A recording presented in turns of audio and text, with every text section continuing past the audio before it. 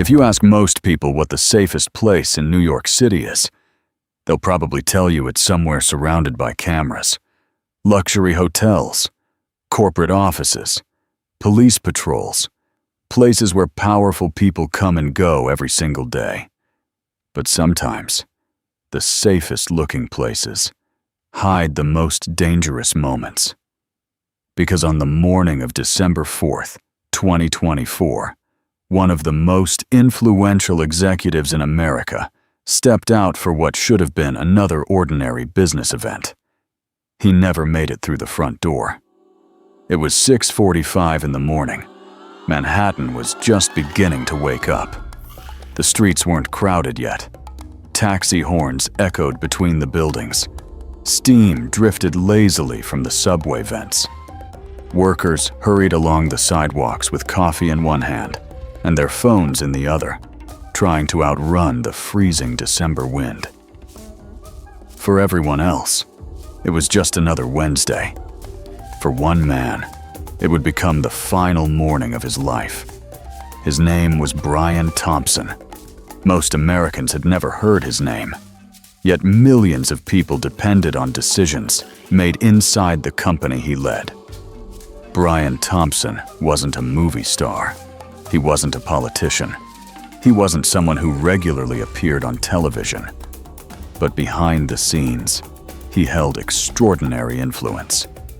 As CEO of UnitedHealthcare, he oversaw the largest private health insurance company in the United States, a corporation responsible for covering tens of millions of people, a company generating hundreds of billions of dollars every year. To put that into perspective, UnitedHealthcare handled more money annually than the entire economy of many countries. This wasn't just another successful business, it was an empire, and Brian Thompson stood at its summit. That morning, he was walking toward the New York Hilton Midtown. An investor conference was scheduled to begin later that day. Events like this were routine. Executives gathered, investors asked questions, financial forecasts were presented, the stock market reacted. Business continued. Nothing about the schedule suggested anything unusual. At least, that's what everyone believed. Because while Brian followed the same predictable route, someone else had been studying it. For days, maybe weeks, possibly longer. Someone knew exactly where he would walk, exactly when he would arrive, exactly where the cameras couldn't fully see. That level of preparation doesn't happen overnight. It takes patience, observation, discipline, the kind of discipline that turns ordinary routines into deadly opportunities. Then, everything changed. There was no shouting, no warning, no dramatic confrontation like you see in Hollywood movies. Just seconds. Cold, precise, almost mechanical. A figure emerged from the shadows, calm, purposeful, not rushed, not emotional. Every movement looked rehearsed, as though this exact moment had already played out hundreds of times inside someone's mind. But who was the man on the bike? How does a person go from being a brilliant student, a valedictorian from an Ivy League background, to becoming the most wanted man in America? The trail didn't lead to a back alley or a criminal underworld. It led to a prestigious university and a family that had given him every advantage. The silent witnesses, the shells, the bicycle, a dropped cell phone, began to paint a picture of a man named Luigi Mangione. But the real mystery wasn't where he was, but what was found inside his backpack. A manifesto that suggested the $100 billion target was only the beginning of a much larger, much darker plan. The trail didn't lead to a back alley or a criminal underworld. It led to a prestigious university and a family that had given him every advantage. It was how calmly the individual responsible disappeared. There was no frantic sprint, no speeding getaway car, No dramatic chase through crowded streets. Instead, the person simply walked away, almost casually, blending into the rhythm of New York. Moments later, he climbed onto a bicycle and quietly disappeared into morning traffic, as if nothing had happened. Think about that for a second. Millions of people move through Manhattan every single day. If someone knows exactly when to blend in, they become almost invisible. That's exactly what investigators were facing. A suspect who seemed to vanish into one of the busiest cities on Earth. Then the forensic team noticed something so unusual. It immediately changed the direction of the entire investigation. Near the scene, lying among the physical evidence, were several shell casings. Normally, spent casings tell investigators about the weapon, the ammunition, maybe fingerprints, maybe DNA. But these casings were different. Each one carried a message. Tiny words, carefully engraved into the brass. 3 words: delay, deny, depose. At first glance, they might sound meaningless, just random legal terms. But for millions of Americans who have spent months fighting insurance companies over life-saving treatments, those words hit differently. They represented something much larger than a crime scene.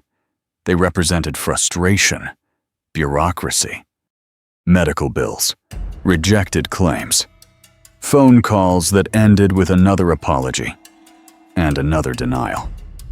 Those 3 words instantly transformed the investigation. Because this no longer looked like a random act of violence. It looked like a message. Detectives quickly realized they weren't searching for someone driven by money. Nothing had been stolen.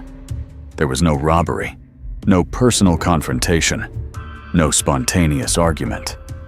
Instead, every detail suggested planning. Planning so careful that even the evidence itself had become part of the statement. Whoever carried this out wasn't simply trying to end a life. They wanted the entire country to pay attention. And it worked. Within hours, news stations across America interrupted their regular programming.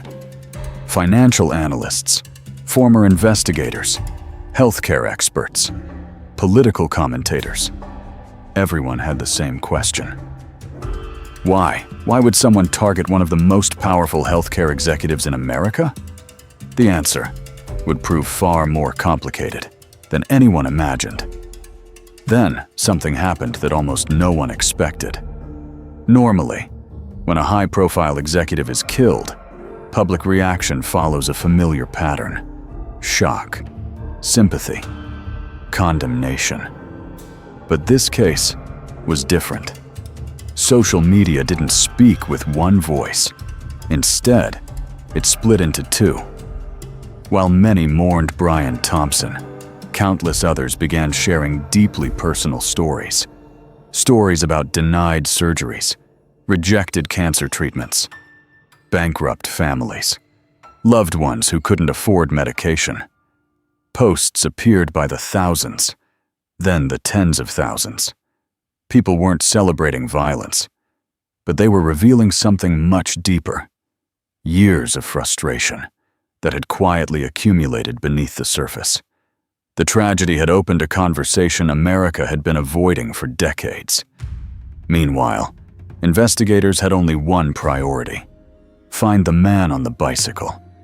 At first, he looked like a ghost, a blurred face captured by security cameras, a dark jacket, a backpack, a bicycle weaving through Manhattan traffic. Almost nothing to identify him. But experienced detectives know something important. No matter how carefully someone plans, every person leaves behind traces. Sometimes it's a fingerprint, sometimes a digital signal, sometimes a receipt, sometimes something so ordinary nobody notices it until it's too late. And somewhere inside New York, The first tiny mistake had already been made. The only question was, who would find it first? By the time the sun climbed above Manhattan's skyline, the man everyone was searching for was already gone. Not gone in the Hollywood sense. No helicopters, no dramatic car chase, no crowded subway escape. He simply disappeared. Imagine trying to find a single face inside one of the busiest cities on Earth. More than 8 million people, thousands of surveillance cameras, millions of vehicles, countless streets. It sounds impossible. Yet investigators knew something most people don't. Nobody vanishes completely. Every movement leaves a footprint. Maybe not on the sidewalk, but somewhere. A security camera, a digital payment, a cell phone signal, a forgotten receipt. Even the smallest mistake can become the thread that unravels an entire operation. And that's exactly where the investigation began. Within hours, detectives collected footage from dozens of nearby cameras, hotel entrances, traffic intersections, office buildings, construction sites, private businesses. Every camera had captured only a fragment, like pieces of a giant puzzle scattered across Manhattan. One showed a dark figure walking calmly down the sidewalk. Another captured the bicycle. Another revealed the direction he disappeared. None showed his face clearly. Yet when investigators stitched every clip together, a pattern began to emerge. This wasn't someone improvising. Every turn looked intentional. Every stop appeared calculated. Every decision suggested preparation. It was almost as if the entire escape had been rehearsed, long before that December morning ever arrived. The bicycle quickly became one of the most important clues. At first, it seemed insignificant. After all, thousands of people ride bicycles through New York every day. But detectives noticed something unusual. The rider never appeared rushed. Most people fleeing a crime panic. They pedal harder, look over their shoulder, make reckless turns. This individual did none of those things. He rode at almost the same speed as everyone else, just another commuter heading to work. That calmness told investigators something important. Emotion wasn't controlling him. Planning was. Former behavioral analysts watching the footage noticed another detail. His posture. It remained relaxed. His head barely moved. His shoulders never tightened. Those aren't the body movements of someone acting on impulse. They're the movements of someone who already accepted the consequences before taking the first step.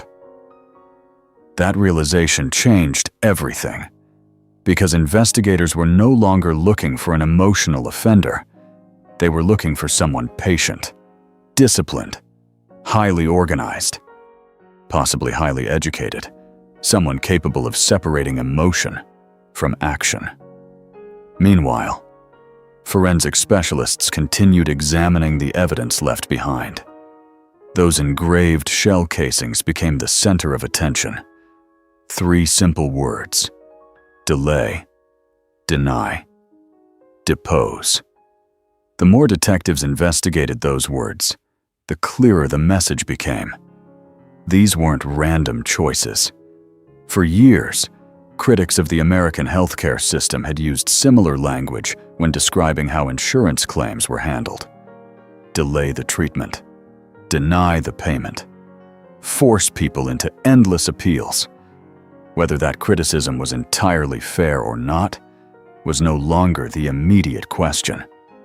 The important discovery was this: whoever planned the attack clearly understood the language of the healthcare industry. He was the kind of person who seemed to have it all: the looks, the brains, the pedigree. He graduated from the University of Pennsylvania with honors. We're talking about a guy who was literally at the top of the social food chain, destined for a high 6-figure salary and a corner office. But while his resume looked perfect, His physical body was failing him in a way that would eventually break his mind. He suffered from chronic back pain, a spinal issue so severe it wasn't just a nuisance, it was a cage. Imagine being in your early 20s with your whole life ahead of you, but every single movement feels like a lightning bolt of agony. Now, imagine being told by the people who are supposed to help you, the doctors, and more importantly, the insurance companies, that the fix for that pain is unnecessary or not covered. Millions of people became fascinated by him. The blurry surveillance images spread everywhere. Television, news websites, TikTok, Reddit, X, Facebook. People zoomed into every frame, analyzed every pixel, compared backpacks, shoes, jackets, even the way he walked. Some believed he was military. Others thought he was law enforcement. Some insisted he was a professional assassin. Every hour, new theories appeared. Most of them were completely wrong. But hidden beneath the noise were tiny pieces of useful information. Information detectives quietly collected, without revealing how valuable it really was. Then came another discovery, one that would completely reshape the investigation. Security footage captured the suspect entering a hostel days before the incident. Not a luxury hotel, not a private apartment. A hostel, the kind of place where travelers come and go without attracting attention. Shared rooms, backpacks, foreign tourists, students, people passing through the city. The perfect environment for someone trying not to be remembered. Investigators interviewed employees, guests, nearby businesses.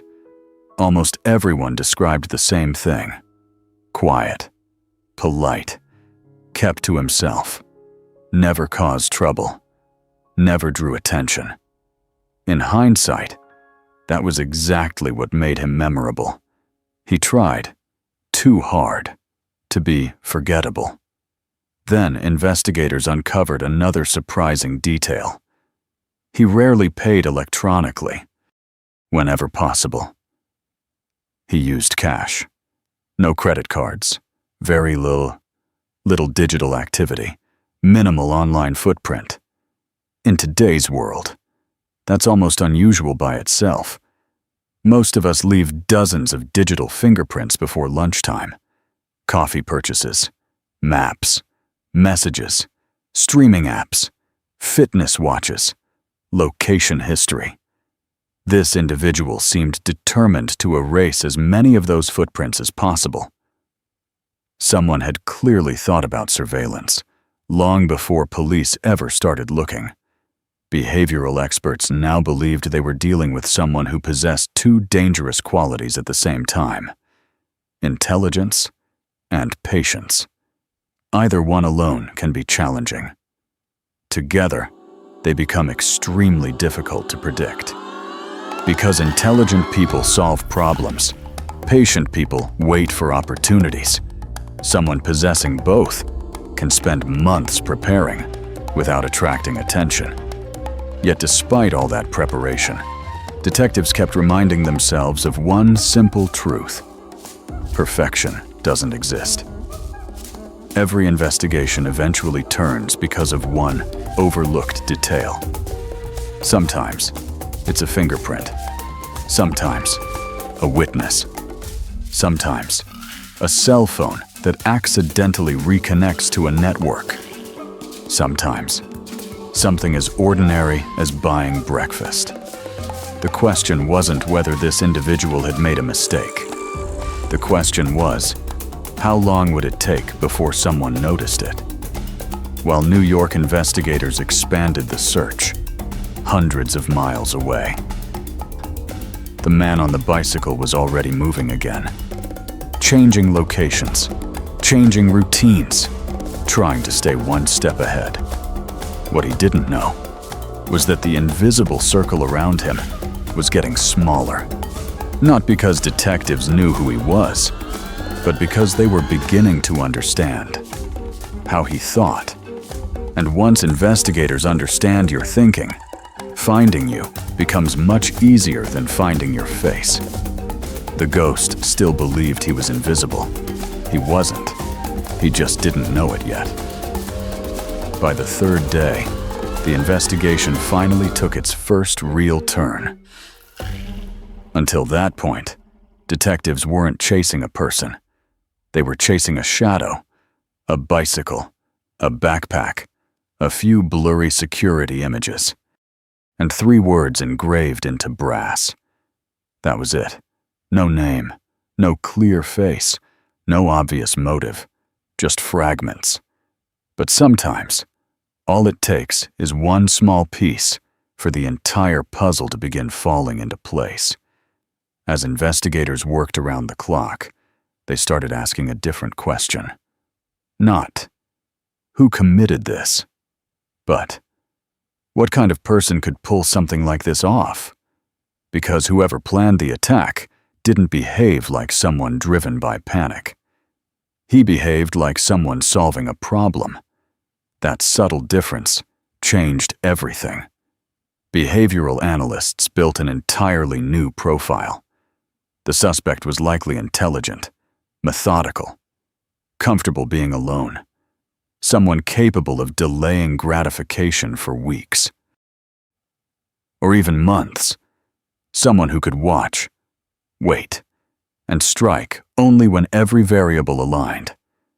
That profile dramatically narrowed the field. Then, the first real identity began to surface. His name was Luigi Mangione. When detectives started digging into his background, almost nobody could believe what they were seeing. This wasn't the life story they expected.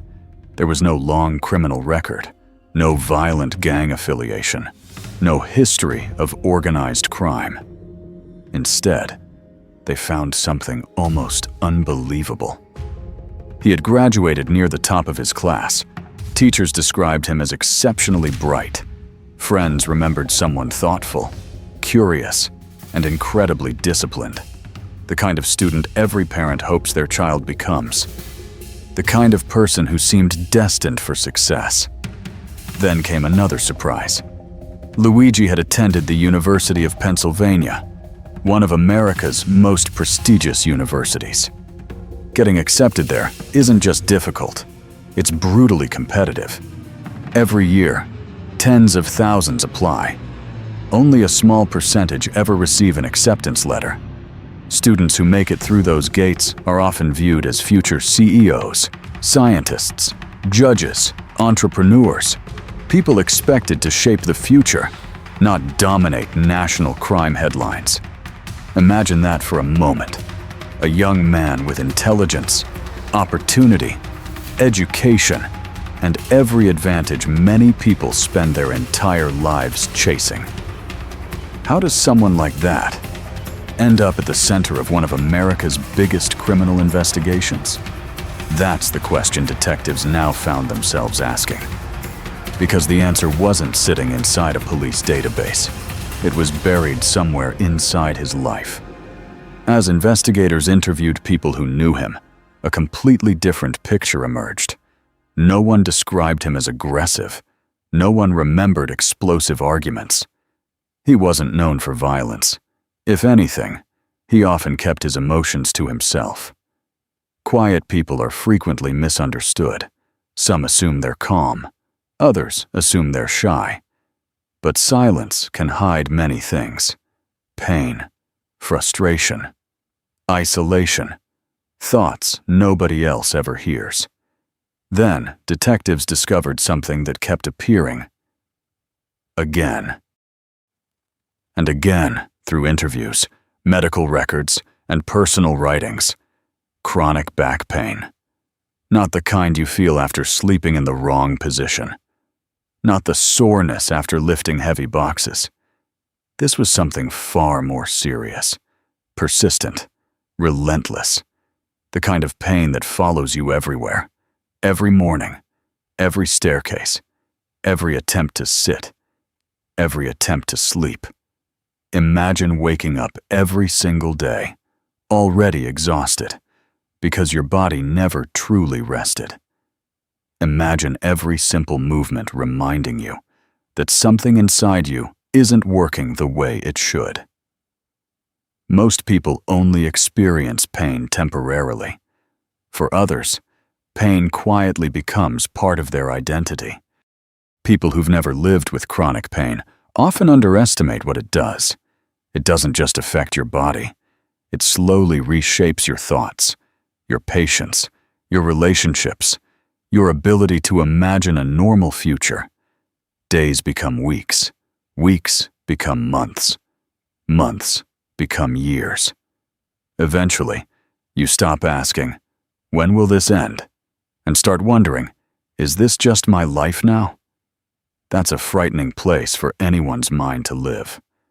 According to investigators, Luigi underwent treatment in hopes of finding relief.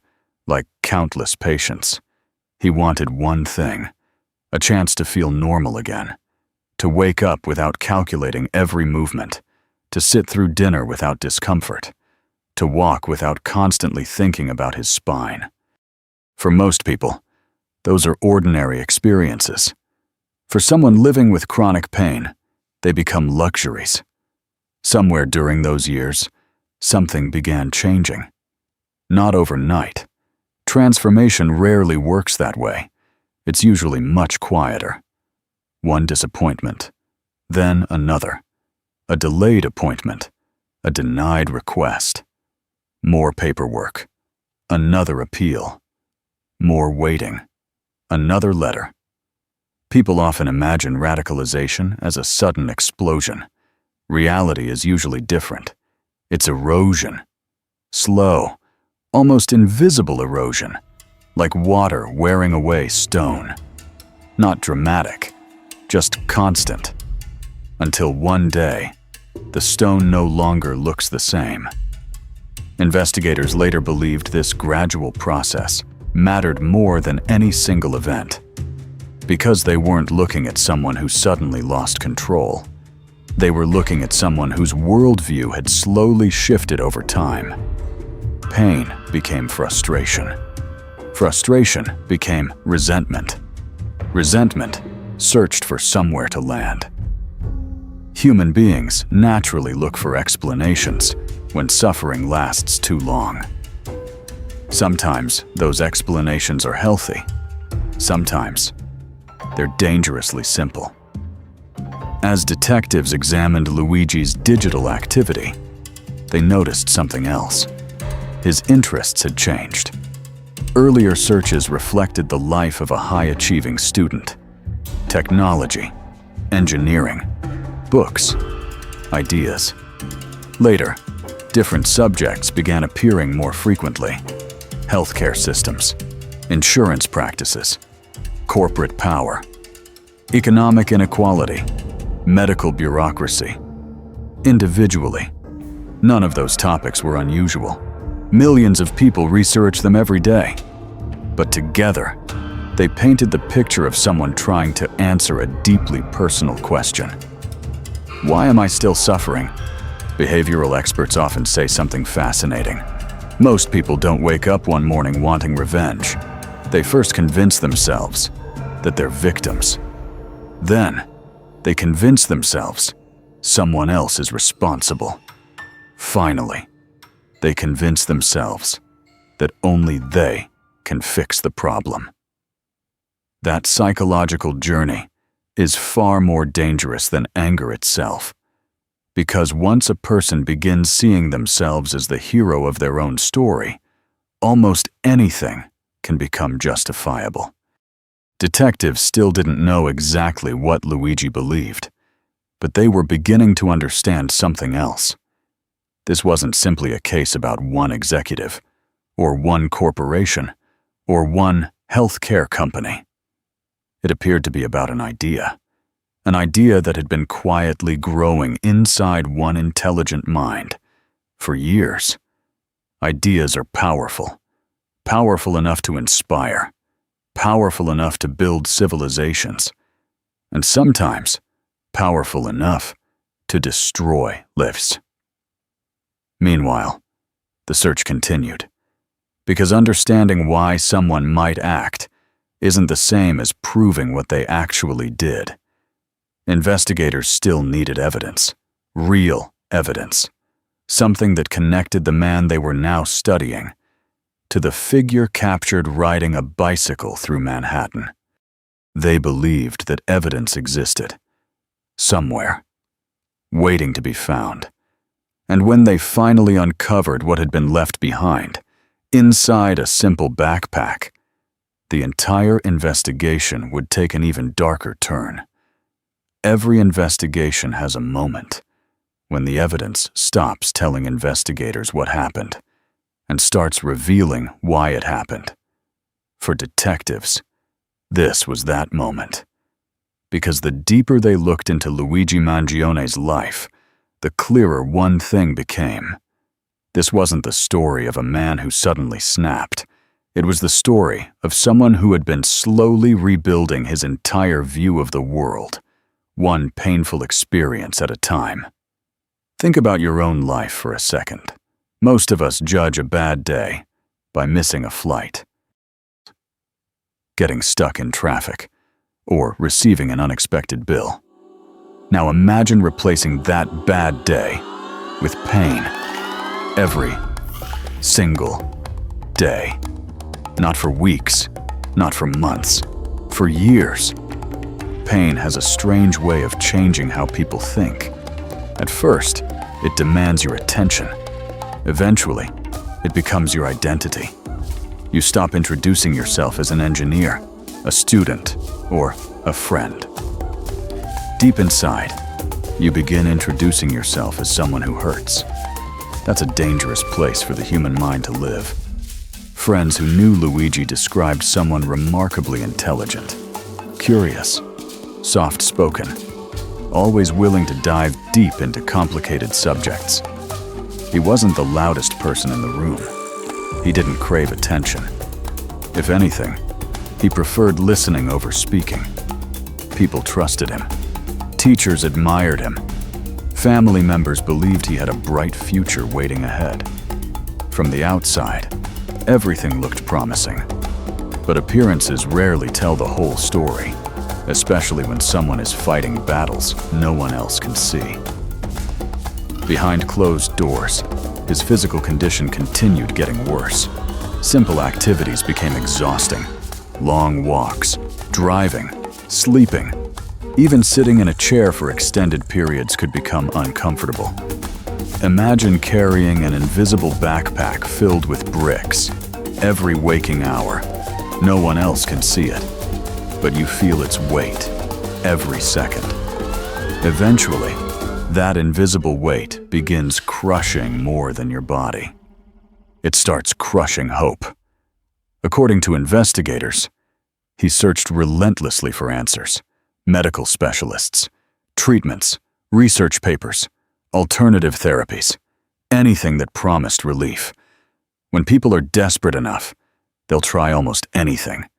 Because pain changes your priorities.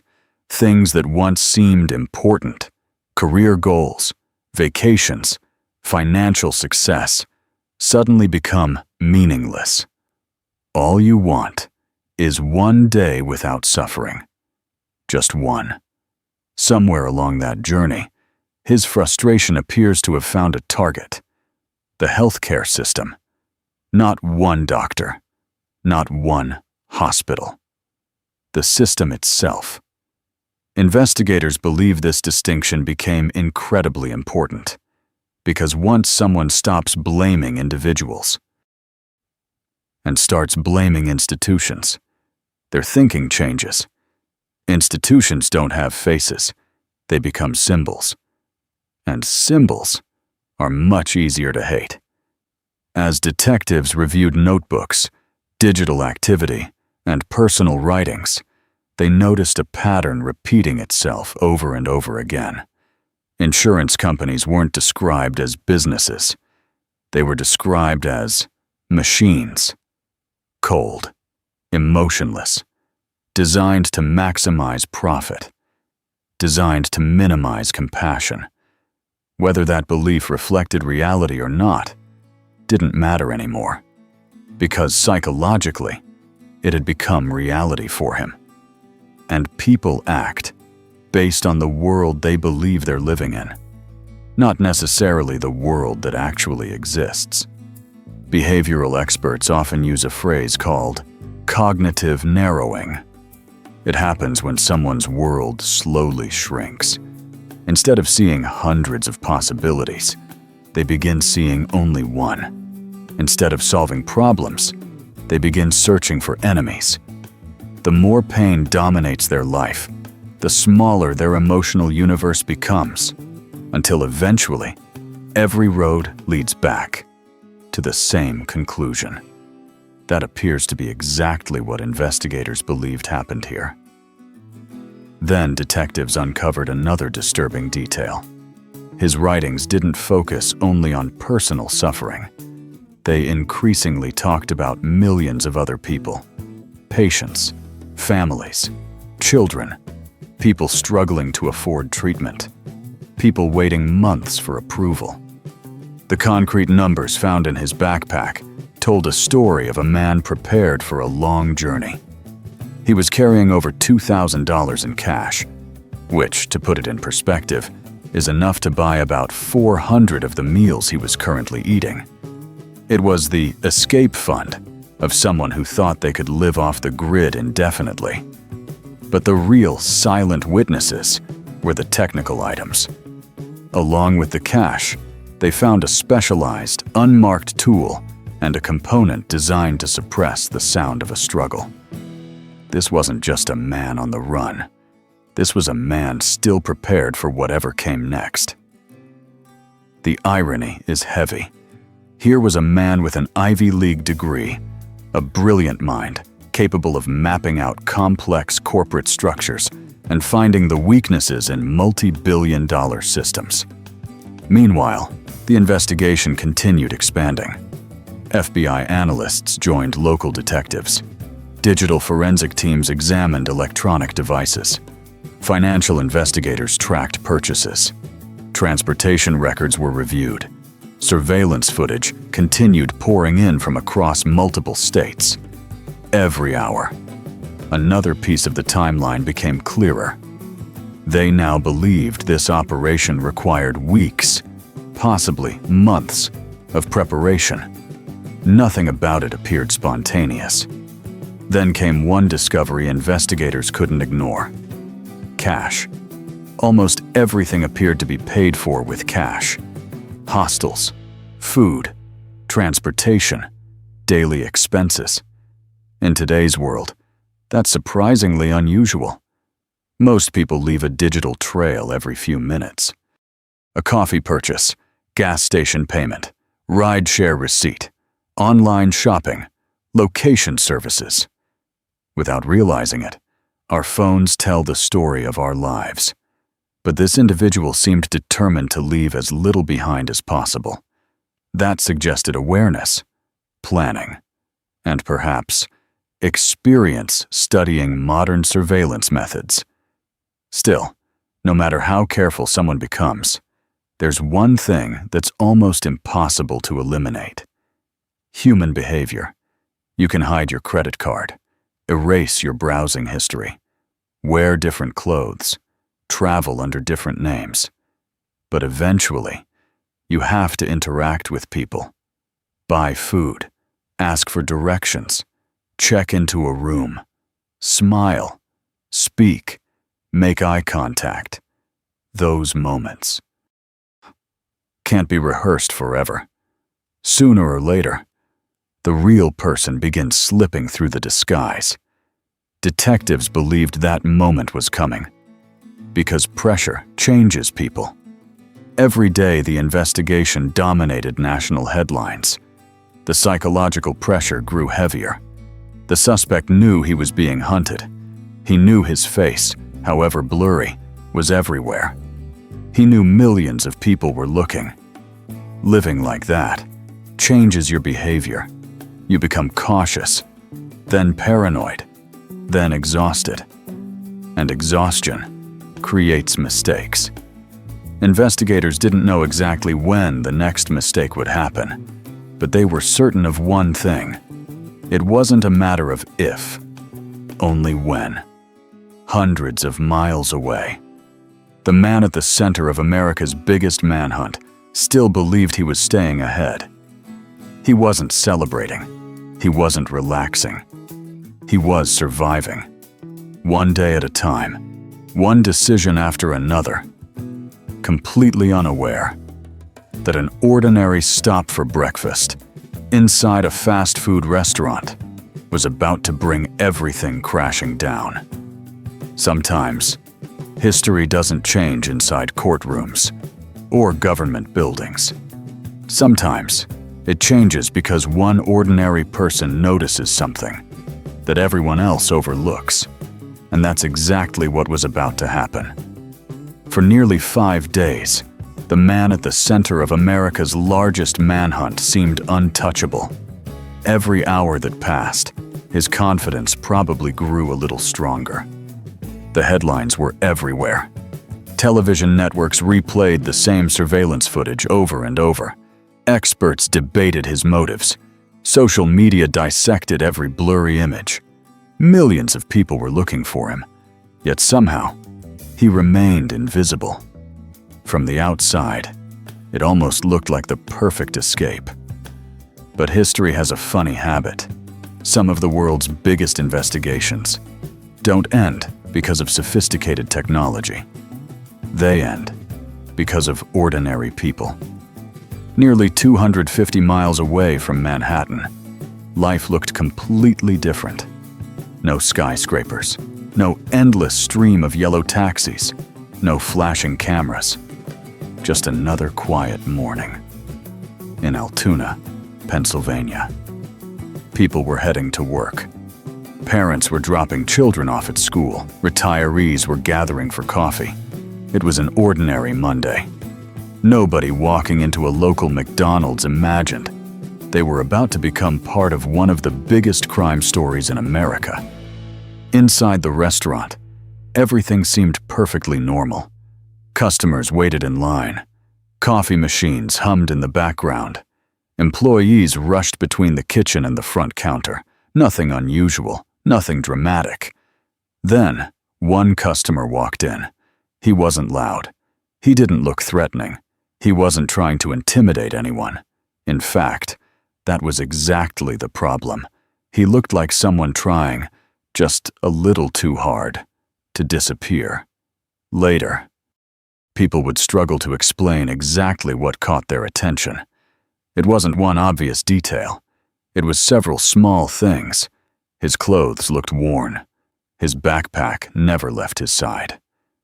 He kept scanning the room without appearing to look directly at anyone. His movements were controlled, almost overly controlled. If you've ever met someone pretending to act naturally, you know what that looks like. The harder people try to appear relaxed, the more noticeable they become. One employee couldn't shake the feeling. She had seen the news, like millions of other Americans. She had watched the surveillance images. The jacket looked familiar. The eyebrows, the shape of the face. Maybe it was him. Maybe it wasn't. But what if it was? Imagine carrying that thought. If you're wrong, you've embarrassed an innocent customer. If you're right, you're standing a few feet away from the most wanted man in America. That's not an easy decision. She trusted her instincts. Quietly, without creating panic, authorities were notified. No one inside the restaurant knew what was about to happen. Not the families eating breakfast. Not the teenagers checking their phones. Not even the man sitting quietly with his meal. Within minutes, local police officers arrived. At first, it looked like nothing more than a routine welfare check. No weapons drawn, no shouting, no dramatic confrontation. Just a calm conversation. Exactly the kind of interaction that happens thousands of times every day across America. The officers approached politely. They asked a few simple questions. Where are you traveling from? Do you have identification? Routine questions. Nothing unusual. The man answered, calmly, confidently, almost too confidently. Then, he handed over an ID. One officer examined it carefully. Something felt off. The card looked convincing. But experienced officers develop instincts after years on the job. Sometimes, it's not what you see, it's what you feel. The photograph matched. The information seemed believable, yet something didn't fit. The officers decided to look a little closer. That decision changed everything. The identification appeared to be fraudulent, not obviously fake.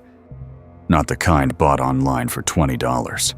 It was well made, convincing, created by someone who had planned ahead.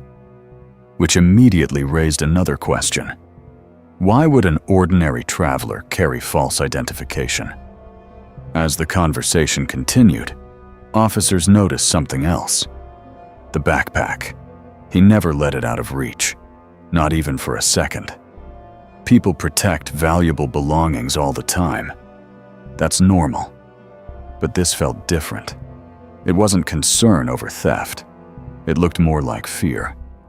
Fear of what someone else might discover. Eventually, the backpack was searched, and what investigators found inside instantly confirmed they had the right person. There was cash, thousands of dollars, far more than most travelers carry.